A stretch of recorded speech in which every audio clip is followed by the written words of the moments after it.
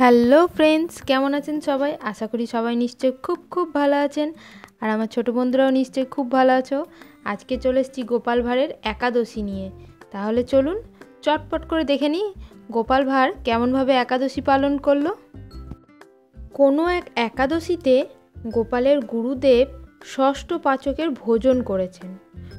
গোপাল গুরুদেবের ভোজন দেখে মনে মনে ভাবল যে সেও আগামীকাল একাদশীতে উপবাস করবে এবং গুরুদেবের সঙ্গে প্রসাদ নেবে।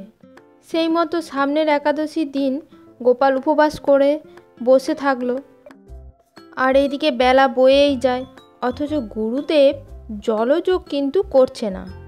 দেখে গোপাল গুরুদেবকে জিজ্ঞাসা করলো, বেলা যে যায়, জলযোগ করবেন না গুরুদেব?